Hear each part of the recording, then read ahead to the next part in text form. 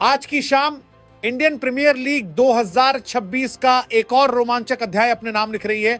लेकिन इस बार कहानी सिर्फ एक मैच की नहीं, बल्कि गिरते हुए आत्मविश्वास, बिखरती रणनीति और जवाबदेही की है।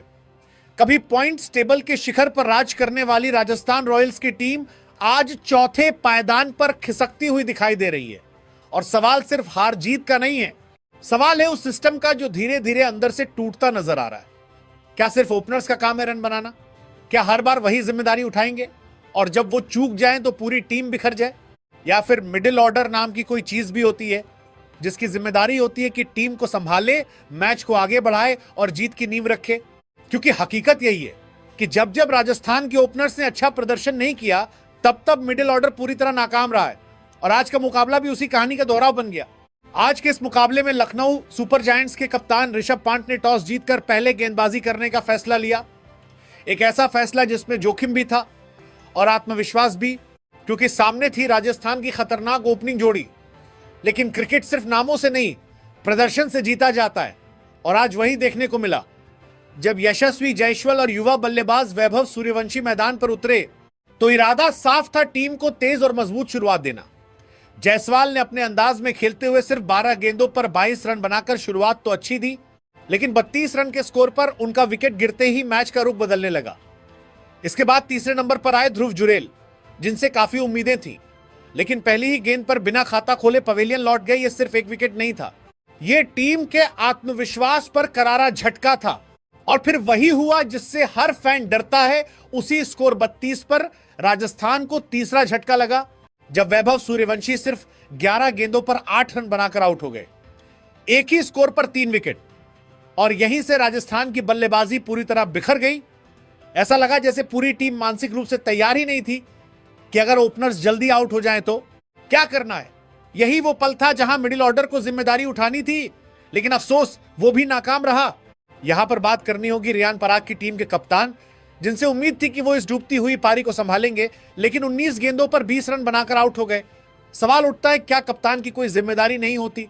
क्या सिर्फ नाम के लिए कप्तानी करना काफी है? इस पूरे आईपीएल सीजन में रियान पराग ने आखिर किया ही क्या है? बड़े मंच पर बड़े खिलाड़ी बनकर दिखाना पड़ता है, और आज वो पूरी तरह फेल नजर आए। इसके बाद शिमरन हेटमायर क्रीज पर आए, एक ऐसा खिलाड़ी जो मैच फिनिश करने की काबिलियत रखता है, लेकिन आज उन्होंने भी निराश किया। 18 गेंदों पर 22 रन बनाकर आउट हो गए। और एक बार फिर वही सवाल, क्या उनकी जिम्मेदारी नहीं थी कि वो आखिर तक टिके रहते? क्या वो टीम को एक सम्मानजनक स्कोर तक नहीं पहुंचा सकते थे? जब टीम संकट में होती है तब बड़े खिलाड़ियों से बड़ी पारियों की उम्मीद होती है, लेकिन यहां हर कोई जल्दी में था, हर कोई अपना विकेट गिफ्ट कर रहा था। दूसरी तरफ अगर बात करें लखनऊ की गेंदबाजी की, तो तारीफ करनी होगी हर गेंदबाज की, खासकर मोहम्मद शामी की, जिन्होंने पावर प्ले में ही 2 अहम विकेट लेकर राजस्थान की कमर तोड़ दी। उनके साथ प्रिंस यादव, मोहसिन खान और मयंक यादव सभी ने बेहतरीन लाइन और लेंथ पर गेंदबाजी करते हुए बल्लेबाजों को कोई मौका ही नहीं दिया।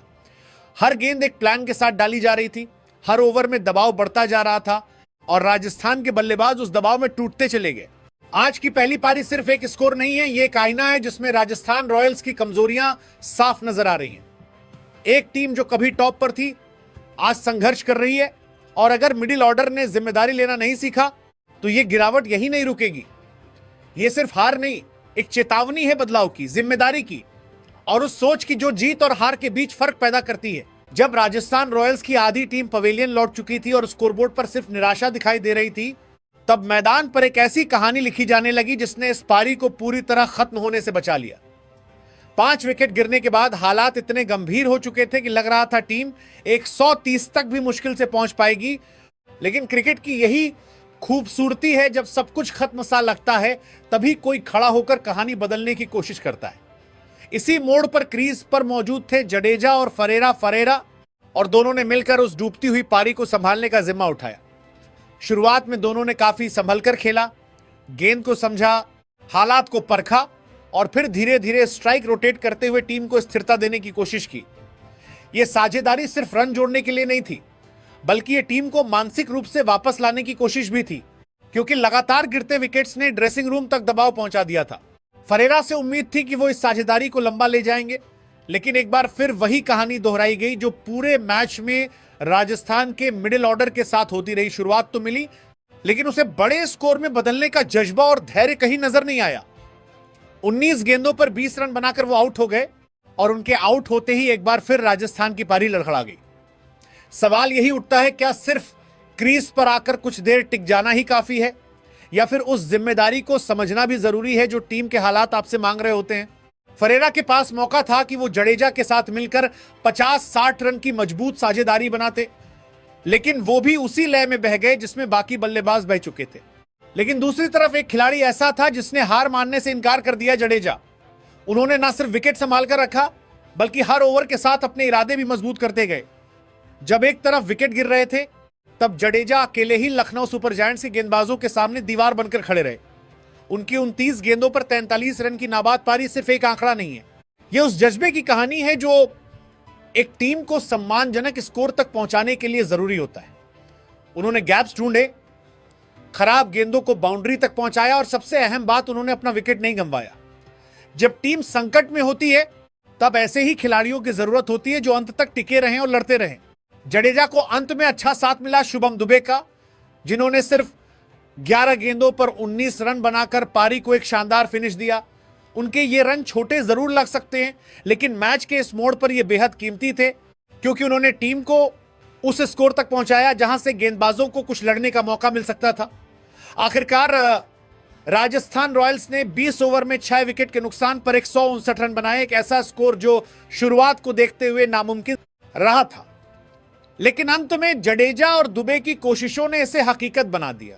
हालांकि अगर पूरे प्रदर्शन पर नजर डालें तो एक बार फिर लखनऊ सुपर जायंट्स के गेंदबाजों की तारीफ करनी होगी। उन्होंने जिस तरह की लाइन और लेंथ पर गेंदबाजी की, उसने राजस्थान के बल्लेबाजों को खुलकर खेलने का मौका ही नहीं दिया। हर गेंद प्लान के तहत डाली गई, हर ओवर में दबाव बढ़ाया गया, और यही वजह रही कि राजस्थान की टीम कभी भी मोमेंटम हासिल नहीं कर पाई।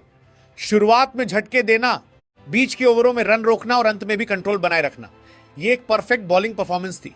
अब कहानी यहां से और दिलचस्प हो जाती है, क्योंकि लखनऊ सुपर जायंट्स के सामने एक 160 रनों का लक्ष्य है। यह स्कोर ना बहुत बड़ा है ना बहुत छोटा, लेकिन इस पिच पर और इस तरह की गेंदबाजी के खिलाफ यह एक चुनौती जरूर बनने वाला है। क्या लखनऊ की बल्लेबाजी इस लक्ष्य को आसानी से हासिल कर पाएगी, या फिर राजस्थान के गेंदबाज भी वापसी की कहानी लिखेंगे? 160 रनों के लक्ष्य का पीछा करने उतरी लखनऊ सुपर जायंट्स की शुरुआत किसी थ्रिलर फिल्म के शुरुआती सीन से कम नहीं थी, लेकिन अफसोस, यह थ्रिल रोमांच से ज्यादा लापरवाही और गैर जिम्मेदारी से भरा हुआ था। जिस तरह पहली पारी में राजस्थान रॉयल्स के बल्लेबाजों ने अपने विकेट्स गिफ्ट किए थे, बिल्कुल उसी अंदाज में एलएसजी के टॉप ऑर्डर ने भी वही कहानी दोहरा दी, मानो दोनों टीमों के बीच कोई अनकहा समझौता हो कि आज कोई भी जिम्मेदारी लेने को तैयार नहीं होगा। मैदान पर उतरी ओपनिंग जोड़ी मिचेल मार्श और आयुष बाडोनी से उम्मीद थी कि वो इस 160 रन के लक्ष्य का पीछा ठंडे दिमाग से शुरू करेंगे, लेकिन जो हुआ उसने सभी को हैरान कर दिया। सिर्फ 9 रन के स्कोर पर एक भयानक गलतफहमी ने एलएसजी को पहला झटका दे दिया। एक ऐसा रन जो था ही नहीं, उसे लेने की कोशिश, और उसका नतीजा आयुष बदोनी बिना खाता खोले रन आउट होकर पवेलियन लौट गए। यह सिर्फ एक विकेट नहीं था, यह एक संकेत था कि टीम मानसिक रूप से कितनी अस्थिर है। इसके बाद जो हुआ उसने हालात को और भी बदतर बना दिया। टीम के कप्तान ऋषभ पंत क्रीज पर आए, एक ऐसा नाम जिससे उम्मीद होती है कि वो दबाव में टीम को संभालेगा, लेकिन आज उनका प्रदर्शन सवालों के घेरे में आ गया। सिर्फ 3 गेंदों पर बिना खाता खोले आउट होकर वो भी पवेलियन लौट गए, और यहां पर आलोचना करना बिल्कुल जरूरी हो जाता है।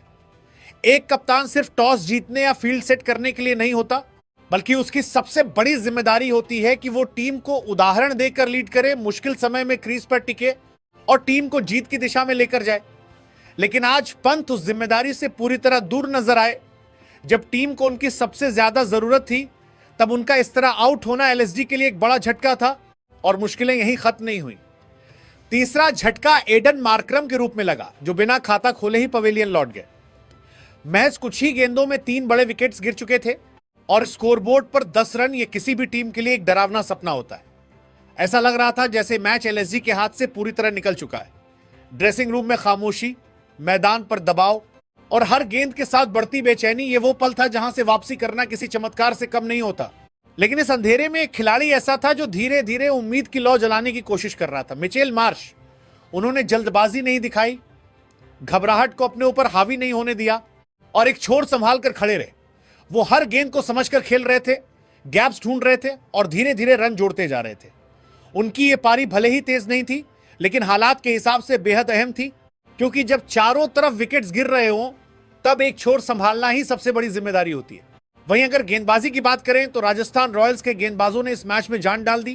खासकर जोफ्रा आर्चर और नांद्रे बर्गर, इन दोनों ने जिस तरह की लाइन और लेंथ पर गेंदबाजी की, उसने एलएसजी के टॉप ऑर्डर को पूरी तरह हिलाकर रख दिया।